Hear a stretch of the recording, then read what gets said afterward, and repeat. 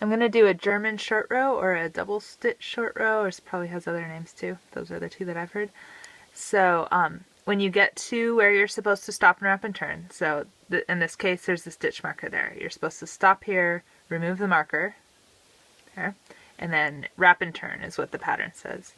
So instead of a normal wrap and turn, what I'm going to do is knit that stitch, which would be the wrapped stitch, and then immediately pass it right back onto the left hand needle and turn. You can do that in either order. But what you want to do is turn it and have the stitch that you just knit be here on the right hand needle after turning. And instead of moving the yarn to the back to knit like that, like you would normally do to knit, instead of doing that, you're going to pull the yarn up to pull that tight, and so it's going to look like two stitches of the previous stitch that you just knit into. It's going to be pulled up like that. And because I'm doing garter stitch, I would just knit the next stitch and keep kind of pulling it tight as you knit it. So that next stitch is going to be a little bit tight because this one that you made into a double stitch is pulled, and that's how it should be. It should be kind of tight right there.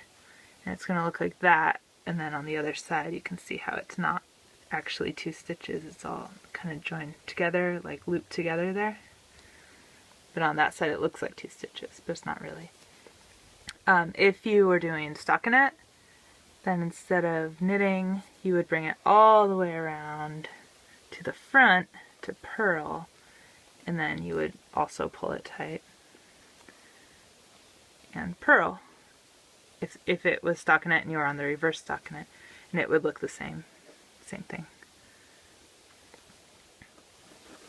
Right, so when you're knitting back over it later, it's going to look kind of weird like that, and it might be pulled more or less. Like this loop might be up a little more or down a little more. It might just look like two stitches, so you want to just make sure that you notice that that's the wrapped stitch or the double stitch or the short row stitch or whatever you want to call it. You want to make sure you go through all the strands. So it's kind of like knitting two together, but they're already kind of together.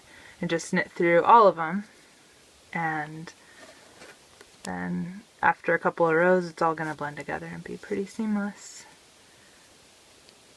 And that's how you do the German short rows.